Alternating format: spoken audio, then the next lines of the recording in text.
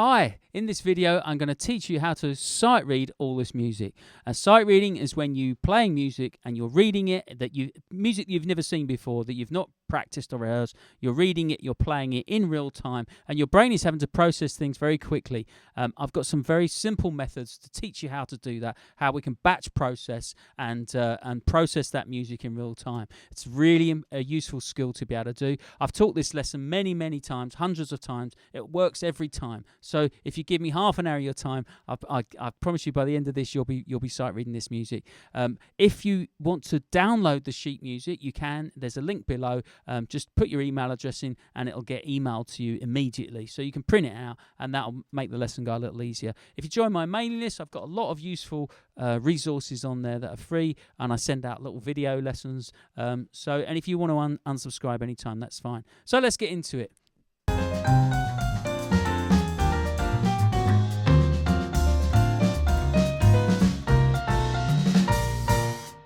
I hope this is going to be useful for you. I know a lot of people struggle with reading notation, especially drummers, especially if you're a bit self-taught. Maybe you've tried it, maybe you've looked at some things and you've just not got on with it. I've been teaching this for about 30 years. I've done this actual lesson that I'm giving you hundreds of times, and it always works. I know this method works, so I'm hoping it will work for you, and I hope it will help you too. So it's going to take a little while. Stick with it. By the end of this lesson, you're going to be able to read all that music, okay? So before we start, there's a couple things that we need to just think about before we actually get into playing.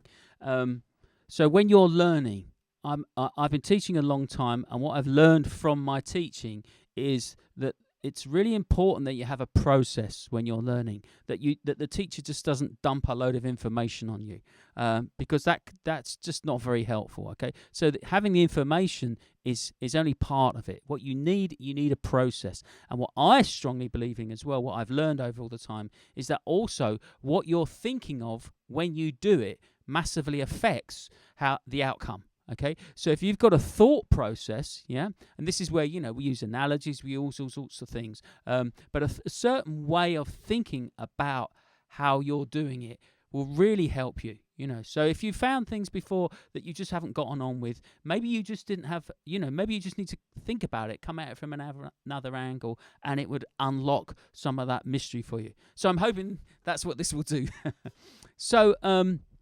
So before we start, there's a few things we need to establish. So first of all, what are we talking about? Well, this is what we call snare drum music. Okay, so it's just on one drum, it's one line, single line music. Now I know drum kit music is on multiple layers, but I think when you're learning, if you're new to reading, this is a really great place to start. Once you get learning to read the rhythms, that's going to be massively helpful, because then after that, it's just it's the same thing, just on different lines. And equally, maybe if you play saxophone, trumpet, or any other instrument, and you're finding reading a little difficult, I would suggest you start with this. Just learn the rhythms, learn to read the rhythms, and then you can start applying the pitch later. I think very often pitched instruments, you spend too long thinking about the pitch and not enough time thinking about the rhythm, and it's usually the rhythm where people struggle with their reading. So if you eliminate pitch and you just focus on rhythm, I think you might find that helps you a lot.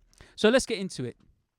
So before we start, there's just a couple things I want you to think about the process. So having gone on about all that, that I think will set you up in the right way of thinking. So the first thing to realise is that basically we've got a whole sheet of music here. You're gonna learn to play that. By the end of this lesson, you're gonna play all that music. So just stick with this. So what is it? It's a bunch of blobs and squiggles, right? I often refer to it as the hieroglyphics, like they had on the Egyptian tombs, that, you just need to learn what these things mean. It's not hard. It's just understanding what's going on. Now, if you think of it like this, on a drum, basically every blob that you see there is a bang on the drum, okay? So like that's it. That's basically it. What you've got to figure out, though, from the notation, is how to space those out, and that's essentially what rhythm is. It's how you space the notes out. Okay, And what we do is we use the length of the notes, what we call the note values, to do that, and the combinations of them, and also the rest, of course. So that's what we're going to learn. But we're going to learn a process of how to batch process that as well. So why is that important? Because what we're dealing with and what I'm talking about today is not just reading music, but actually sight reading music. That's quite a different thing. You could spend, 3 months learning to play a bit of music, and that's great. That's fine. Nothing wrong with that.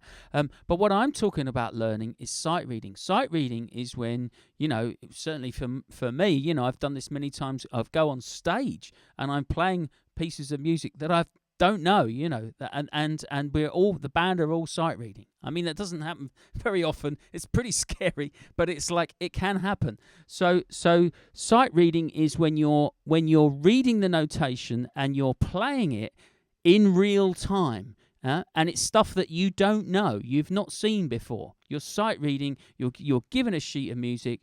Go play. And that takes a certain set of skills, okay? So essentially our brain is processing this data in real time. So we have to learn to process it very fast.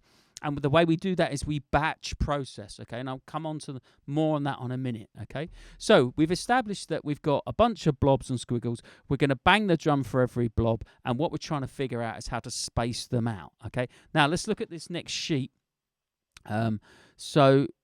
Because we need to, I'm giving this. I'm presuming we've covered some of this. We understand this, okay? But I put the sheet there for you. So we have to know what the note values are. So I mean, you've got the sheet there. You need to just learn that. You need to figure out what these things are, and they're often written in this kind of pyramid fashion because essentially they work on subdivisions, okay? So now, in Britain, we refer to these notes as semi-breve, minim, crotchet, quaver, semi-quaver, demi-semi-quaver. The American system refers to them as whole notes, half notes, quarter notes, eighth notes, 16th, 32nd notes, okay, for good reason, and I'll explain more on that in a minute. There are actually a couple more notes. So we have a breve and we have a hemi, demi, semi-quaver. They're so rare. It's so rare you're ever going to see them. Don't worry about it for now, okay? Like, it's just, they're not going to come. There's not a problem. Don't worry about it. So there's enough there with these 6 notes.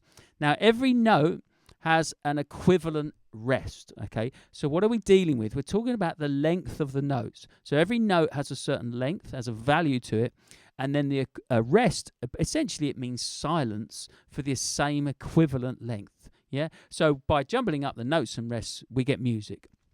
Now, this whole system is based on fractions, as I said. Now, if an easy way to think of that is if you like pizza, like me, then you just, imagine a pizza on a plate. You've got the whole thing there.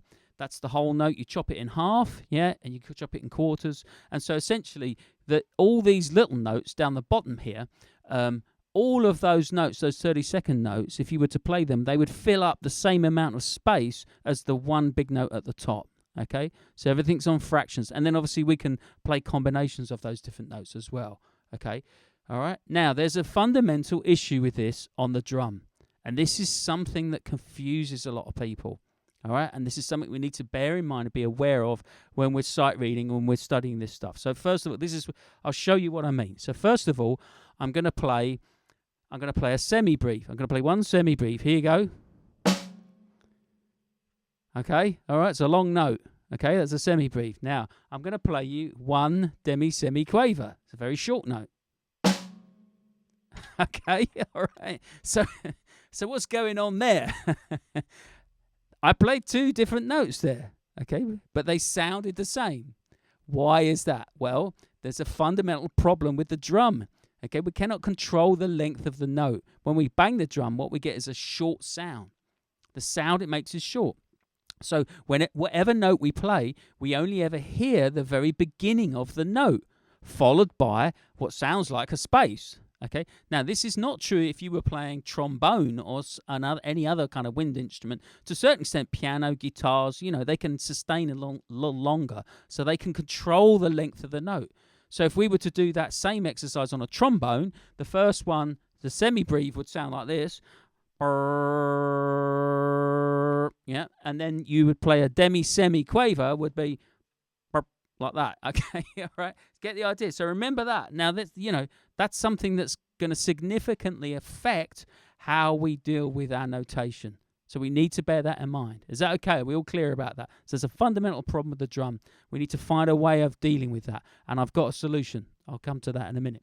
So let's just park that for now. Let's go back to the notation. We need to just keep that in mind, though, because something else is going to come before we get into the notation. So here's something else we need to think about. So let's look at this music. So we've got all these blobs and squiggles. We've got all these notes on this page. If we need to be able to batch process, as I said, okay? Now, there's a way we do that. But before we get into that, I want to do another little exercise, okay? Without thinking, I'm going to click my fingers. I want you to, without thinking, very quickly, when I click my fingers, I want you to read the words at the top of the page. Go. So it says snare drum sight reading sheet 1. Okay? Well done. So, now, something special happened in your brain when you did that. Okay?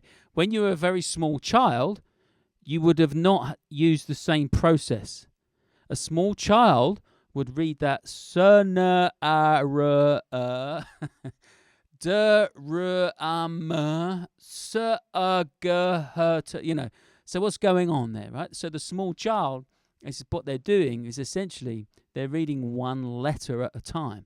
And the result of that is all coming out, gobbledygook, right? So it's not coming out how it should. What you did when you read it was you processed the whole word at a time. Okay, that's batch processing. That's what I mean. And the result of that means that you can process it faster and you can speak it in real time as you're reading it. You're reading it and you're saying it and you're speaking it, and it's coming out just as if you were just saying it in normal conversation. That's what we need to be able to do with our music and our notation, okay? And that's what we're going to do. So now let's look at this music again, okay? Let's look at it with new eyes now, fresh eyes. So essentially, every note is a letter. Where the notes are joined together with the tails, those are words. And then what you've got is a sentence. So that each line of music is a sentence, yeah? What you need to be able to do to sight read is you need to be able to process the music a whole word at a time instead of one letter at a time. And that's the mistake a lot of people make when they're trying to sight read music. Yeah, if you're looking at each note individually, you can't do it. You need to batch process. You need to group the notes into rhythmic words. Okay, all right, and I'm going to show you how to do that. So, what do? Essentially, we use a system that is called phonetics. Phonetics, PH, it's spelled phonetics, spelled awkward. PHONETICS, phonetics. And it's a very common system, okay? And it works really well for a number of reasons, okay? And our brains like this. Our brains are used to this kind of way of thinking. So when we use things that our brains are comfortable with, that makes sense, it's like you're swimming with the tide, okay? So you're going to progress much better.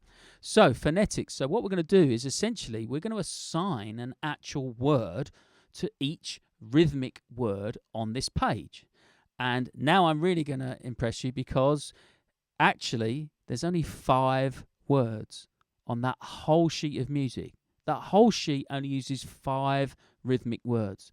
So you only need to learn 5 words to be able to play all that music, okay? But you need to learn them very, very well, okay? And what I often say to my students is you need to recognize them. This whole system works on speed of recognition. So you need to recognize them and know them as well as you know your colors, okay? So what I do with my students, I point to things. I say, what color is that? What color is that? What color is that? And I want them to say it, say the answer as soon as you can. And I've got some blue curtains here. You can't see them. So when I point, it's like blue, right? So now what happens is in your brain, you see the blue curtains, and your brain's going, blue, it's blue. Before you can even get it to come out your mouth, you already know it's blue, right? The same as like the green door or the brown carpet. Your brain already knows the answer within a like 3 milliseconds, and that's how well you need to know your 5 words, because if you know them and you instantly recognize it when you see it on the notation, that's how we can batch process. That's how we can process all that information quickly enough and play it in real time as we're seeing it. Okay, and we're going to do that. So we're going to assign 5 words. Now the words could be anything. They could be anything you like. And for about the last 30 years, I've been using British football teams or soccer teams, because I teach a lot of young lads. They like soccer. It helps them to remember it. So, but I realise I want this video to be a little more international. So I'm using a new system now. I'm using beverages, but you can use anything you like. But I've got this system now. We're going to use beverages. So bear with me. If I start reciting football teams by mistake, it's a bit hardwired. So here we go. We're going to learn the first 2. So now, the first 2 notes we're going to learn are the crotchets and the quavers, okay? So remember, every blob is a bang on the drum. What you're trying to do is space them out, okay, like I said at the beginning.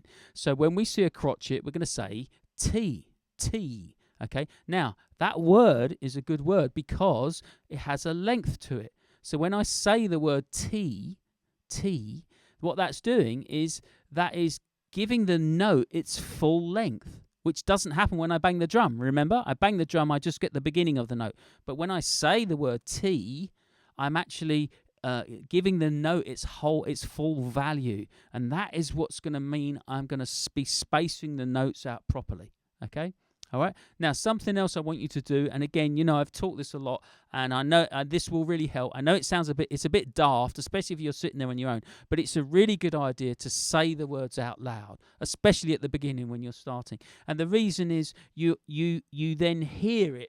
If you actually enunciate it out loud. I know, like, we don't want to do these things, so we just I'll do it in my head, but it doesn't work as well if you should do it in your head. You've got to say it out loud, because what's happening is when you're learning, you're basically programming this in, and what you've got to get your brain to be able to do is connect 3 things all together. One is what you're seeing with your eyes, which is the little graphic symbol. You need to associate that with the word T, and then by saying it out loud, that has given you the length of the note. And then, of course, when we bang the drum, we hear that back on the drum, and our brain connects that with T. Yeah. So I know it all sounds a bit crazy, but it works. It really works. So do bear with me and try it. So let's try it. Let's do the first crotchet. So we're just going to go around and we're going to look at the crotchets, the little ones that look like the golf clubs, and then we're going to say T. Okay, so very simple. I know this is really simple. It's about the process. We're programming this information in. So bear with me. This will pay off when we start sight reading the music. So here we go. T, T, T, T, T. Just round and round, and look at the notes. Look at the notes as you're looking at them. You're saying the word T, T, T, T, round and round. So you're really trying to program that into your brain, into your subconscious mind. Okay, and the next we've got the 2 quavers is coffee. Okay, so coffee, and remember that the fee, the second note is exactly halfway. Okay, 50% across the beat. Here we go. So coffee, 2 quavers, coffee, coffee, coffee, coffee, coffee, coffee, coffee, coffee. Okay, very good. Now, essentially, if we just mix some of them up, what we've got is music. Okay, so let's look at the next line down. What we've got there is tea, tea, coffee, coffee. Yeah, see what's going on there? Next one. Coffee, coffee, tea, tea. Okay, very simple. Next one. Coffee, tea, tea, tea. And the last one. Tea, tea, coffee, tea. Okay, right? Very simple. Now let's go back to that sheet music. And I hope you're going to have a little bit of a eureka moment now. So let's look at the first line, the very first line. All we've got is tea and coffee. Okay, there's one little thing at the end there, which we need to bear in mind. That's a crotchet rest. It's worth 1 whole beat. When we get a crotchet rest, okay, because this is another common mistake. People don't play the rest. You got to play the rest, okay? And so we need to acknowledge the rest. We need to do something. And I find if you physically do something on the rest, that will really help, because the rests are just as important. They help space out the notes. So when we get a crotchet rest, we're going to nod our head. We're going to say rest. Okay? Rest. Okay? I know this is all a bit daft, but stick with it. Trust me, this will work. And if it helps you read music, it's worth it. Okay? Here we go. So let's play the first line. Here we go. So 1, 2, 3, 2, yeah. 1, 2, 3, 4. Tea, tea, coffee, tea, tea, coffee, tea, tea. Coffee, coffee, tea, tea, coffee, tea, tea, rest. Well done. You're sight reading. That's it. You're reading music you've never seen before, and you're playing it in real time as you see it. Your brain is batch processing.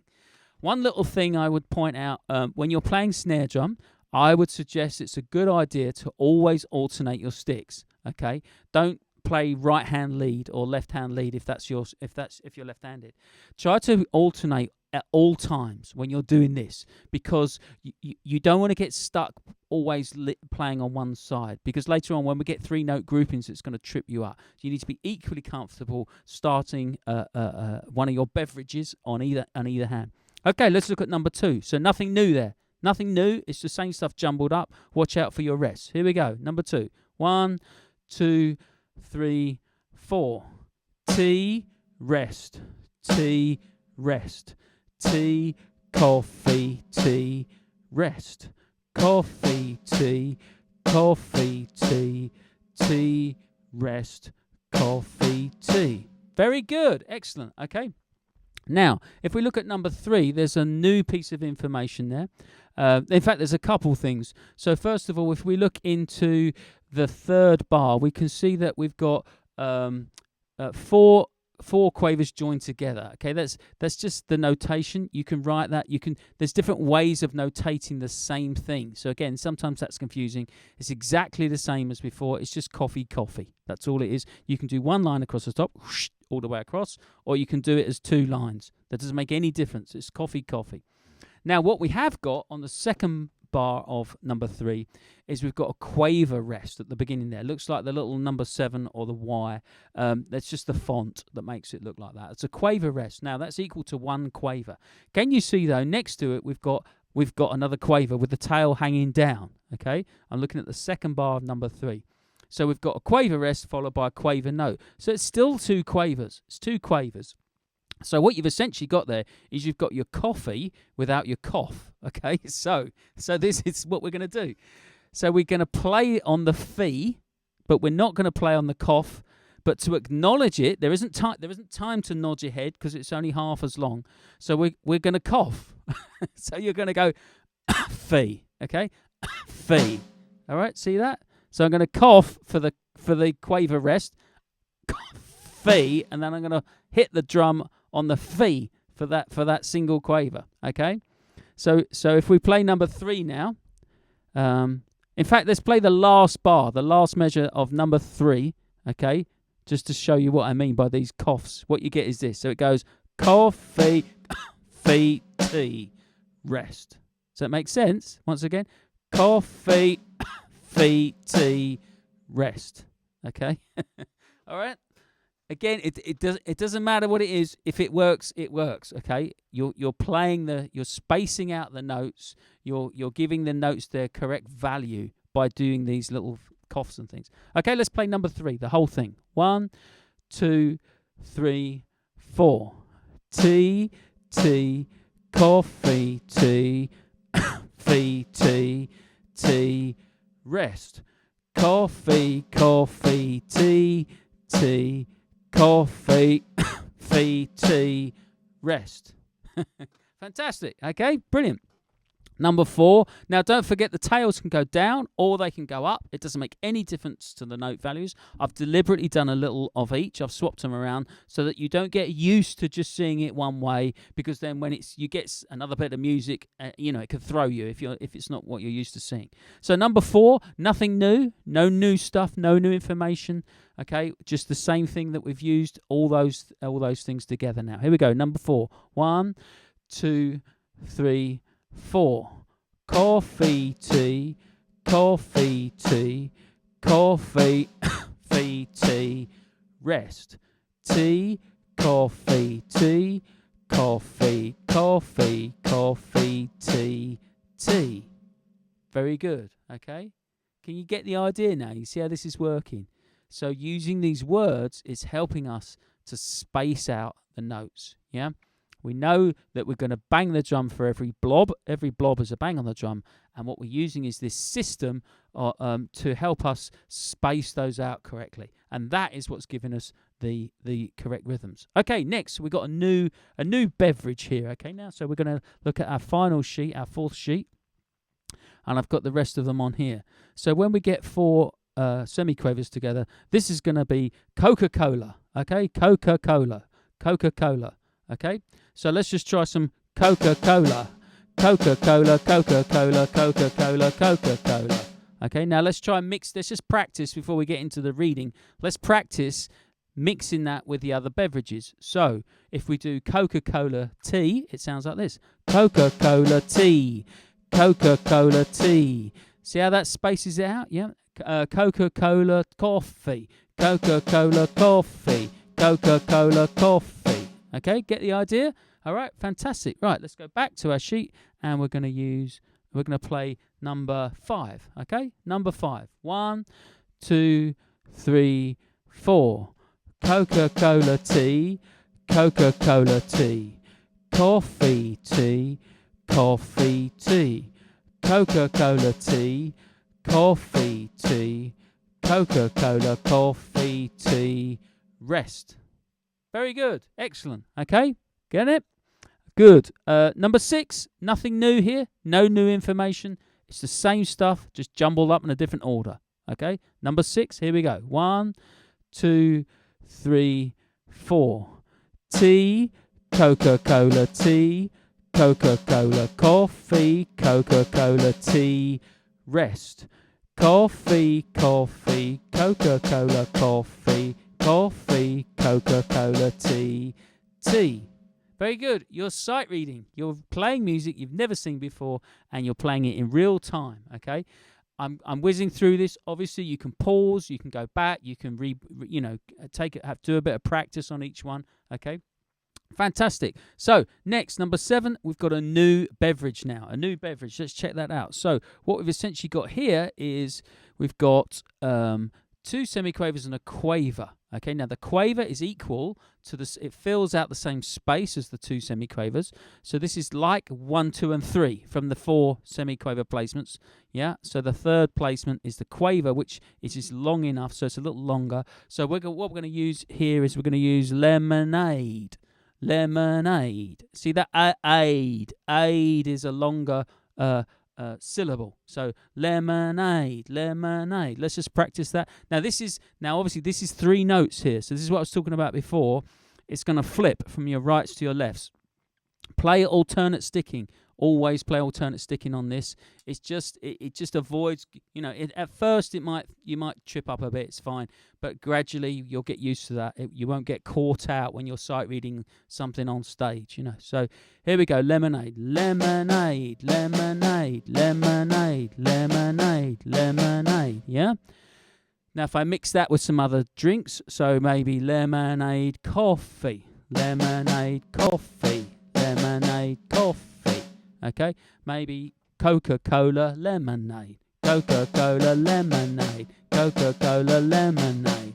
Yeah, and also we've got tea, lemonade, tea, lemonade. See how they fit together? Okay, let's go back to the notation and have a go at number 7.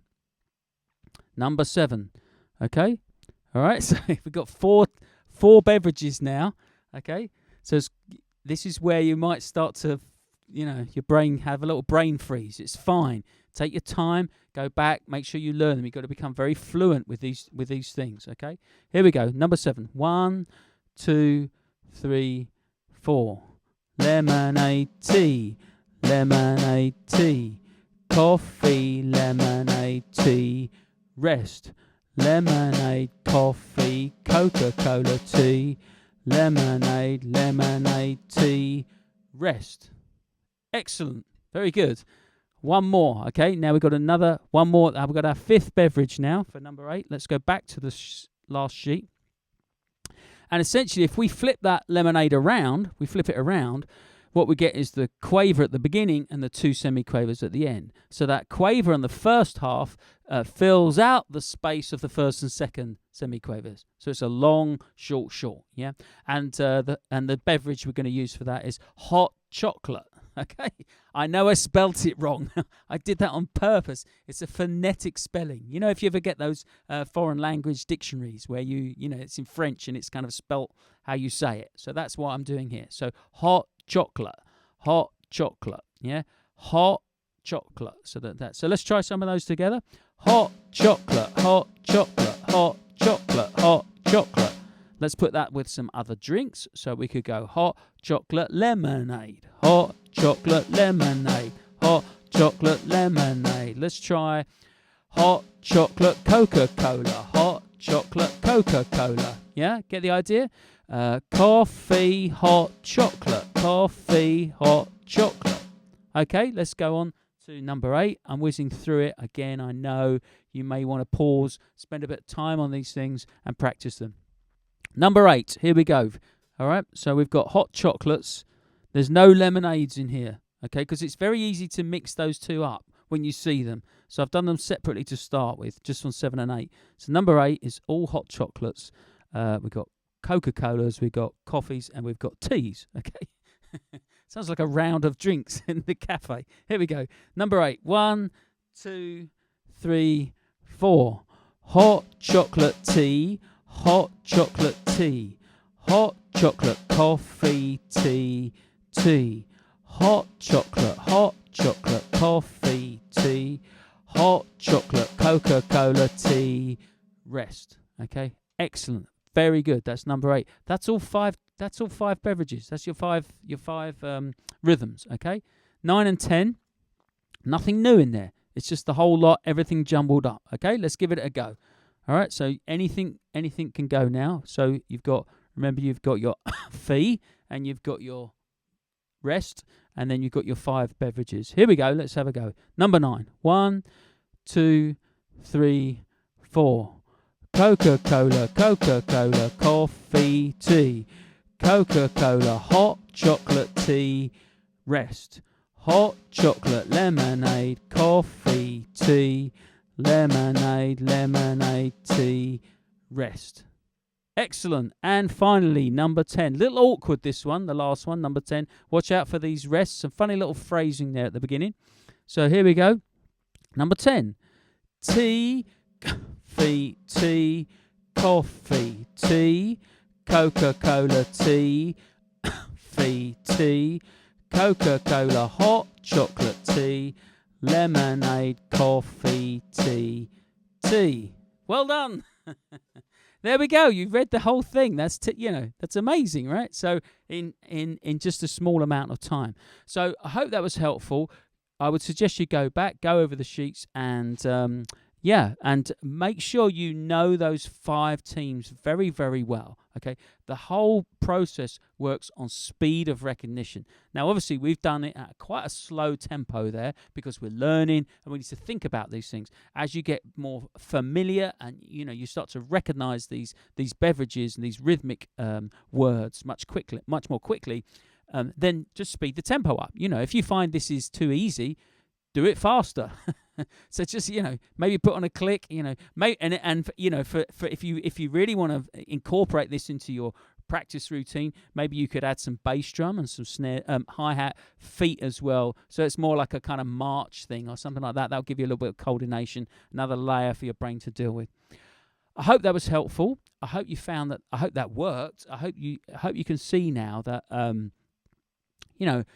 when we learn, what we need is a process, and we need a way of thinking about it. And I'm a great advocate of that. I've got a lot of stuff on my website, and there's a lot of resources on there. So do check it out.